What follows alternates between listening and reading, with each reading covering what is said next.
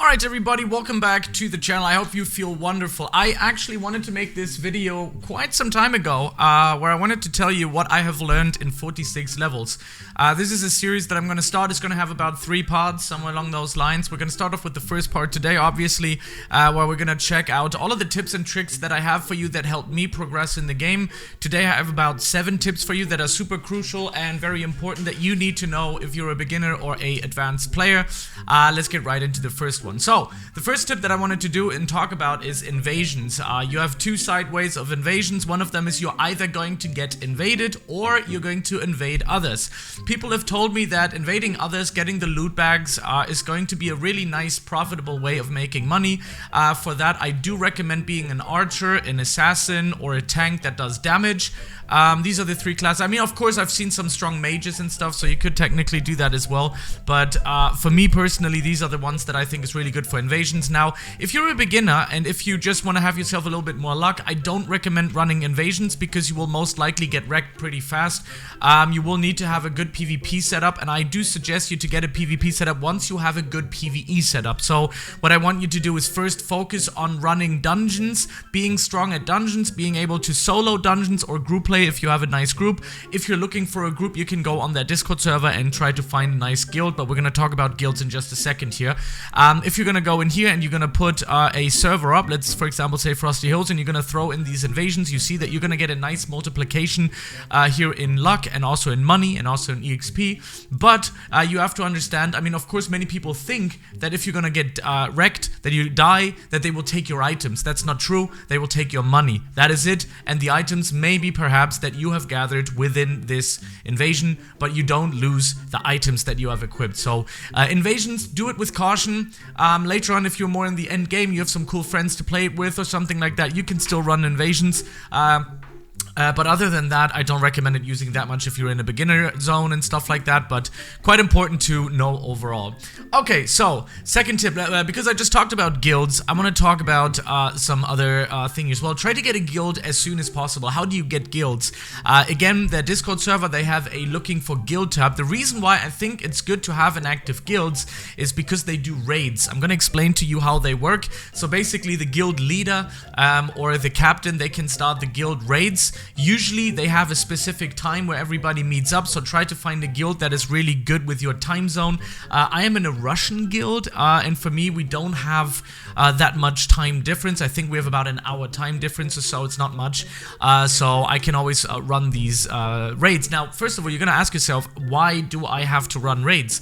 If you run raids, you actually get 30 points to your shop in here, which is really good. So if you actually do all of those raids every single day, you can farm up to 100, 200 points every single day if you are part of the raid group, which is really nice because then you can buy yourself some either rubies if you need them. I don't recommend buying them though. I recommend buying these things here, so you can actually up your items. Of course, if you need a cape, you don't have one yet, you can buy yourself a cape over here as well. It's gonna be RNG, but overall I do recommend you getting all of these ones here so you can put your weapons +1, +2 and stuff like that. The reason being that is because the weapons and the items are gonna be exponentially stronger if they're going to be +6, for example. So if you can see here, the physical defense usually started off at like 100 and something, and then you put it up like +1, +2, +3. You're going to ask yourself where to do that and stuff. We're going to talk about that in a second. Again, I have that as tip number 6, so let's go to tip number 3, and that is very, very simple.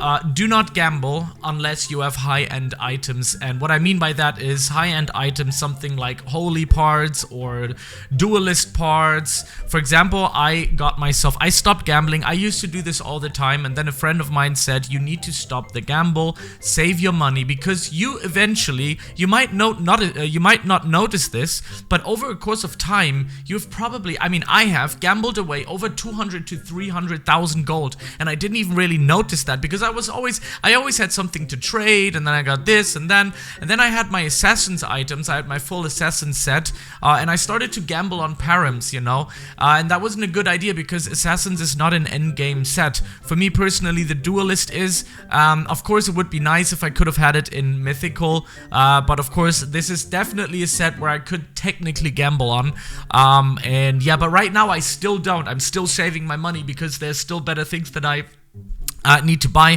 For example, a necklace of strength. That is also just a little bit of a side tip here.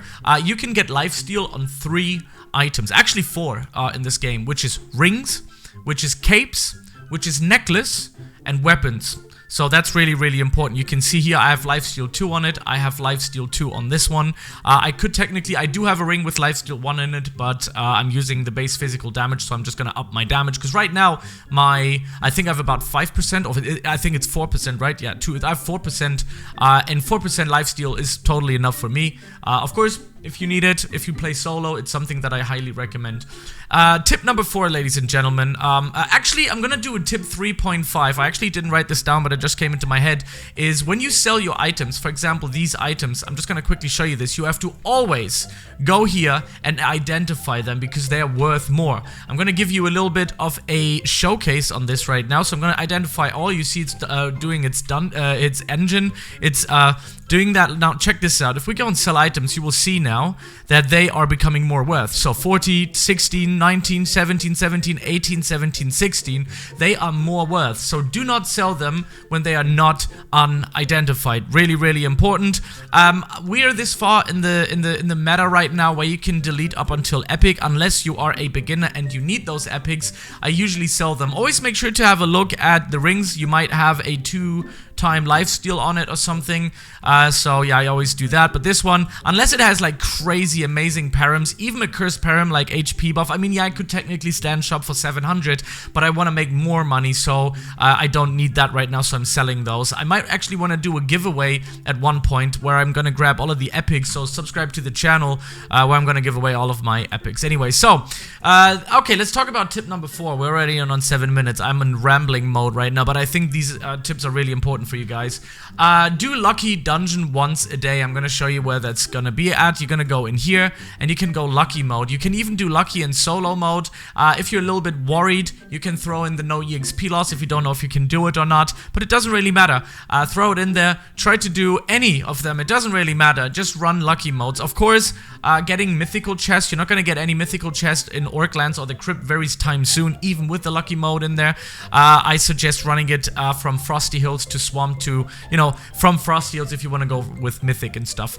You can do that once a day. You can do it with friends as well, but they need to be able to do it. You know, sometimes they are on a cooldown and then it doesn't work. Let's go to tip number 5. Really, really important. Do events, PvP events in World Boss. For mythical details, I don't know exactly what it's called, but we're going to talk about that in a second. PvP events are really good at giving you rubies, because even if you lose, you get a PvP chest. So just for participating, you're going to be getting something, and that is always really good. So if you really want to get that subclass fast, then I highly recommend you, whoops, that was not showcasing the subclasses. Then I highly recommend you doing PvP events, because they are every hour, as far as I believe. For me, it's always like 12:30, 1:30, 2:30, stuff like that. Most of the time, like, you can get those 50 rubies within a day easily if you just do PvP events, I'm pretty sure. Unless you're super unlucky, but I'm usually pretty lucky with that. I have 8 right now. I should be farming them because I want to do a Warlord guide, but right now I do different things, like this video, for example. Alright, tip number 6. Crafting mythicals is quite important. I actually got my Dragonstone from crafting it myself. I have a video on my channel. You can check it out. It's like 1 or 2 videos previously to this one, and I was super happy about it. I got very lucky. The way you do this is you have to have these decals, or whatever they call decals, mythical plans, or whatever. You have to get those. So there's only 2 ways, as far as I believe, how you can get them. Is one of them is when you see a mythical chest and you draw it and you get a legendary. That's when you get the legendary, 10 rubies, and another mythical, one of these points in here, but only one. And another one is PvP event or world boss.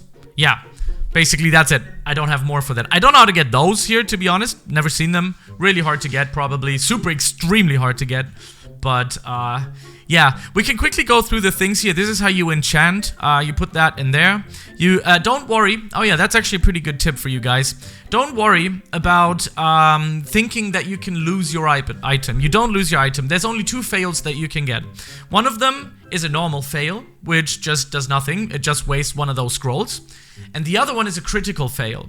And the critical fail is that when you're +5 and you get a critical fail, you're +4. That's it. You're not going to be losing your items or anything like that. I thought that in the beginning. You can protect it and will only be used once it critical fails. So if I'm going to use it right now, if I had one, right, and I just get a fail, I get a success, success, fail, fail, it's not being used. It's only being used once it critical fails, and then it just lowers it -1. So there you go. Okay. The last thing is the best solo class, which is going to be the warrior. I'm going to quickly show you my build that I have. Of course, I have very strong items. You can use assassin. Anything that's cloth is pretty much good. Anything that's strength, pretty much good. So you can go with a diamond ring here, which gives you base physical damage. Necklace of strength, I'm using wisdom because of the lifesteal 2.